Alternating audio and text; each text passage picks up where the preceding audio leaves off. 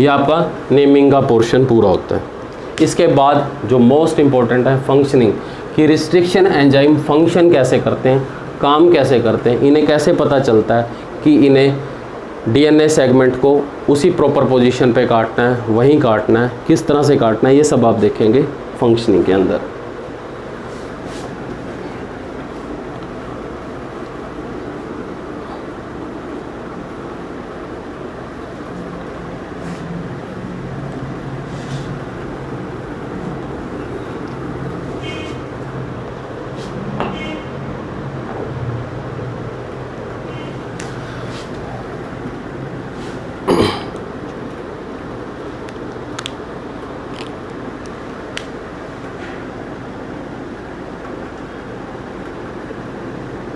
functioning of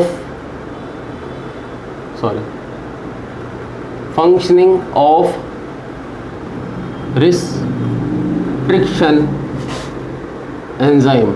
restriction enzyme की functioning क्या है, कैसे काम करती है।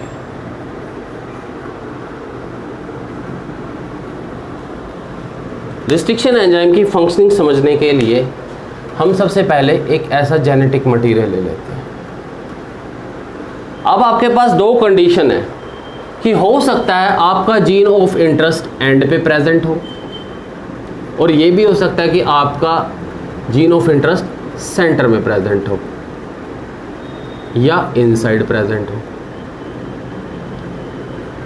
तो रिस्ट्रिक्शन एंजाइम के पास दोनों तरह की एबिलिटी होनी चाहिए कि restriction enzyme gene of interest को ढूंढते ढूंढते अगर gene of interest end portion पे मिलते हैं तो वो उसे एंड पे भी काट सके, और अगर मिडल में मिलते हैं तो उसे मिडल में भी काट सके।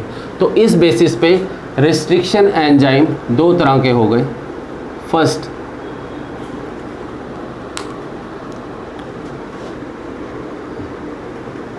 Restriction exonuclease enzyme, and second one is restriction endonuclease enzyme. वो एंजाइम रिस्ट्रिक्शन एंजाइम जो एंड से काटेंगे, बाहर से काटेंगे, तो उनका नाम है रिस्ट्रिक्शन एक्सोन्यूक्लियस एंजाइम, और जो रिस्ट्रिक्शन एंजाइम मेरे डीएनए मटेरियल को सेंटर से काटते हैं, इनसाइड से काटते हैं, उसका नाम है रिस्ट्रिक्शन एंडोन्यूक्लियस एंजाइम। ठीक है, अब बात करते हैं स्टेप्स की, कि अपनी फंक्शनिंग के दौरान रिस्ट्रिक्शन एंजाइम किन किन स्टेप्स को फॉलो करता है, किन किन स्टेप्स को फॉलो करता है। पहला स्टेप है स्कैनिंग,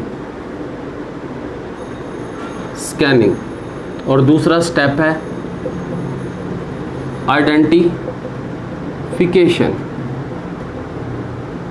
मान लीजिए मैं कहता हूं कि आपके पास ये एक जेनेटिक मटेरियल है, पूरा जेनेटिक मटेरियल, ठीक है, और इसके ऊपर आप क्या चाहते हैं कि ये कट जाए जहां पे आपके जीन ऑफ इंटरेस्ट प्रेजेंट है, बाय यूजिंग रिस्ट्रिक्शन एंजाइम। ये एक रिस्ट्रिक्शन एंजाइम। तो ये restriction enzyme first of all इस पूरे डीएनए मटेरियल को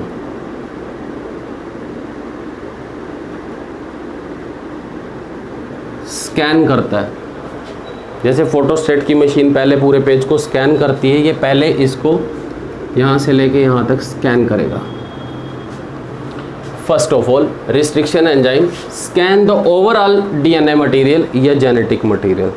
सेकेंडली, जब ये स्कैन कर लेगा उसके बाद नेक्स्ट स्टेप है आइडेंटिफिकेशन। ये आइडेंटिफाई करेगा कि जीन ऑफ इंटरेस्ट कहाँ प्रेजेंट है। Let us suppose gene of interest यहाँ प्रेजेंट है, ये आइडेंटिफाइड कर लेगा। क्या करेगा? आइडेंटिफाइड करेगा जीन ऑफ इंटरेस्ट जहाँ प्रेजेंट है। जहाँ पे जीन ऑफ इंटरेस्ट प्रेजेंट है उसे बोलते हैं रिकॉग्निशन साइट। रिकॉग्निशन साइट ये उस जीन ऑफ इंटरेस्ट की साइट को रिकॉग्नाइज करेगा कि अब मुझे यहाँ पे कट लगाना है। तो रिस्ट्रिक्शन एंजाइम यहाँ जाके डीएनए स्ट्रैंड के साथ स्टिक कर जाएगा, जुड़ जाएगा, और ये रिस्ट्रिक्शन एंजाइम इस रिकॉग्निशन साइट को कट करेगा। कैसे? ये आपका डीएनए मटेरियल है, डबल स्ट्रैंडेड होता है, ये डबल स्ट्रैंडेड डीएनए को कट कर देता है इस तरह। फर्स्ट स्टेप है स्कैनिंग का, रिस्ट्रिक्शन एंजाइम आपके पूरे डीएनए मटेरियल को स्कैन करता है। सेकेंडली वो उस साइट को रिकॉग्नाइज करता है, आइडेंटिफाइड करता है जहाँ पे आपके जीन ऑफ इंटरेस्ट प्रेजेंट है, और वो वहाँ पे कट लगा देता है। ठीक है, ये है बिल्कुल ब्रॉड लेवल पे जो मैं आपको बता रहा हूँ। अब छोटे छोटे इसके अंदर टेक्निकल वर्ड्स हैं, वो समझने बहुत ज़रूरी है। अभी आप इस वर्ड को देखिए, recognition site.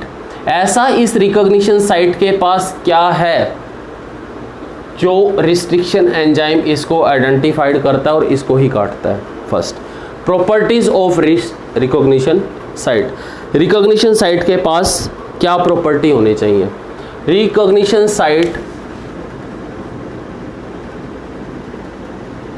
Palindromic in nature होना चाहिए। पैलिंड्रोमिक, रिकॉग्निशन साइट के पास पैलिंड्रोमिक सीक्वेंस होने चाहिए। क्या होने चाहिए? पैलिंड्रोमिक सीक्वेंस होनी चाहिए। पैलिंड्रोमिक क्या होता है? ये तो बड़ा नया वर्ड है, पहली बार ही सुना है। ठीक है, इसको बड़ा इजी वे में बताता हूँ आपको कि पैलिंड्रोमिक है क्या। टॉपिक है पैलिंड्रोमिक सीक्वेंस, कि आपकी रिकॉग्निशन साइट के पास पैलिंड्रोमिक सीक्वेंस होनी चाहिए। Due to this palindromic sequence which is present at the recognition site, this restriction enzyme identified it and make it able to cut. ऐसा इस पैलिंड्रोमिक सीक्वेंस के पास क्या है? तो पैलिंड्रोमिक सीक्वेंस को समझने से पहले हम वर्ड समझते हैं पैलिंड्रोम क्या होता है। पैलिंड्रोम क्या होता है? जो पैलिंड्रोम है ये एक इंग्लिश का वर्ड है। The meaning of palindrome is group of letters which show the same meaning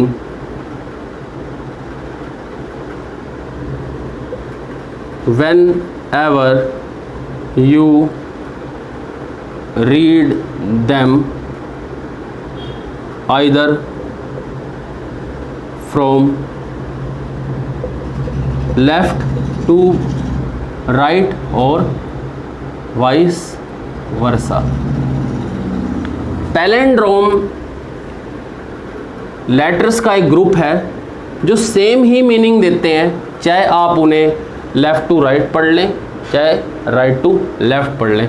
for example, एक इंग्लिश का वर्ड है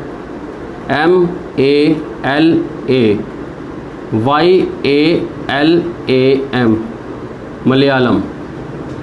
आप इस वर्ड को रिवर्स करें, MALAYALAM। चाहे आप इसको राइट टू लेफ़्ट पढ़ें, चाहे लेफ़्ट टू राइट पढ़ें, मीनिंग सेम है।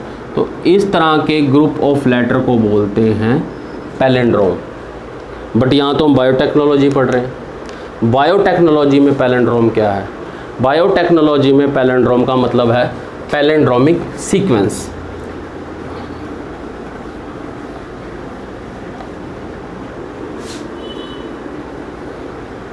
पैलिंड्रोमिक सीक्वेंस क्या है? In biotechnology, palindromic sequence are the sequence of base pair GAATTC,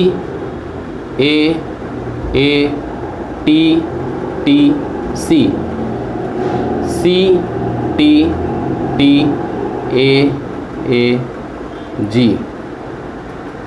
3-2 5-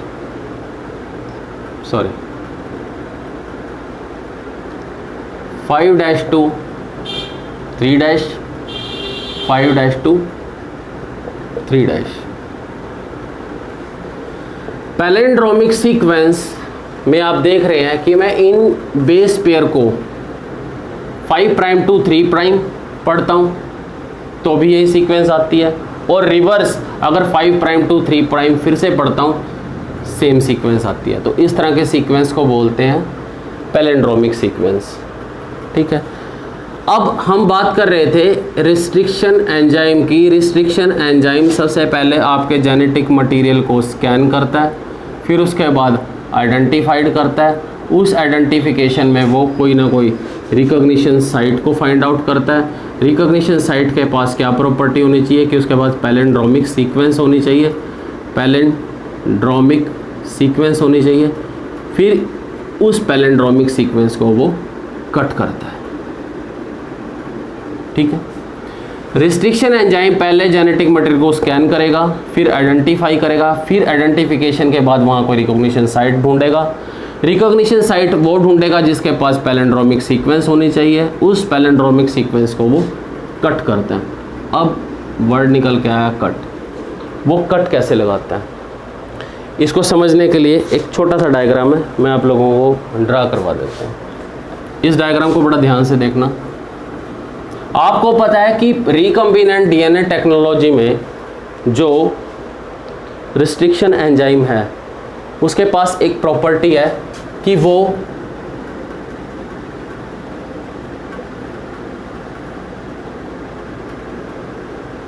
GAATTC similarly CTTAG। मान लीजिए मैं ये कहता हूँ ये आपका वेक्टर प्लाज्मिड है, वेक्टर प्लाज्मिड का डीएनए। वहीं पे लगा लीजिए मैं कहता हूँ GAATTC रिवर्स CTTAG। ये आपका डीएनए सेगमेंट है, या यूं कह लूं ये वो सेगमेंट है जिससे आपको मिलेंगे आपके जीन ऑफ इंटरेस्ट। इन दोनों डीएनए मटेरियल के ऊपर मैं अप्लाई करता हूं ECO-R1 नाम का रिस्ट्रिक्शन एंजाइम।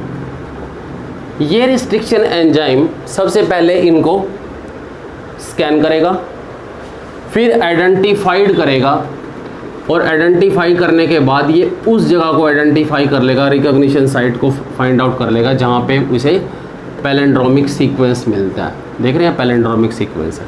अब ये इसे कट करेगा। मैंने आपको एक वर्ड पे स्टॉप करवाया, कट। ये कट कैसे करेगा? रिस्ट्रिक्शन एंजाइम जब भी कटिंग करता है, जब भी ये कटिंग करता है तो ये कुछ गाइडलाइंस को फॉलो करता है। पहली गाइडलाइंस ये बोलती है कि रिस्ट्रिक्शन एंजाइम किसी भी पैलिंड्रोमिक सीक्वेंस को सेंटर से कट नहीं करता। ये कभी भी किसी पैलिंड्रोमिक सीक्वेंस को सेंटर से कट नहीं करता, ये little away from the centre. जैसे कि मान लीजिए मैं कहता हूँ जी और ए के बेस पेयर से इसने को काटा, सिमिलरली यहाँ पे जी और ए के बेस पेयर से इसने इसको काटा। यहाँ पे भी बात कर लेते हैं, इसने जी और ए के बेस पेयर के सेंटर से काटा, यहाँ पे भी इसने जी और ए के बेस पेयर के सेंटर से काटा। ठीक है, अब देखिए इसके काटने के फ़ायदे क्या हैं। अगर ये सेंटर से काटता तो नुकसान क्या होते, सेंटर से काटा तो इसके एडवांटेज क्या है। देखिए इसने इसको यहाँ से काट लिया और इस सीक्वेंस को यहाँ से काट लिया। इस सीक्वेंस को काटने के बाद इतने पार्ट को मैं रिमूव कर देता हूँ, इतने पार्ट को मैंने रिमूव कर दिया। अब देखिए मेरे रिस्ट्रिक्शन एंजाइम ने इतने पार्ट को रिमूव करने से क्या हुआ, मेरे पास एक सिंगल स्ट्रैंडेड बेस पेयर का एक स्ट्रैंड आ गया। सिमिलरली इसको मैंने यहाँ से काटा, अब मैं इसको यहाँ से रिमूव कर देता हूँ। अब ज़रा गौर से इन दोनों स्ट्रक्चर्स को देखिए। इन दोनों स्ट्रक्चर को आप गौर से देखेंगे तो इस रिस्ट्रिक्शन एंजाइम ने इन दोनों पैलिंड्रोमिक सीक्वेंस को सेंटर से ना काट के, मिडल से ना काटते हुए little away from the middle काटा है, तो इसके काटने से दो इम्पॉर्टेंट चीज़ मिली। क्या? एक तो कॉम्प्लीमेंट्री कटेड पीस मिले, दोनों पीसीज एक दूसरे के कॉम्प्लीमेंट्री हैं, पूरक हैं, एक दूसरे के पर दूसरा रखा जा सकता है। सेकेंडली, इस तरह काटने से दोनों जो कटेड एंड हैं उनके पास क्या मिला है मुझे?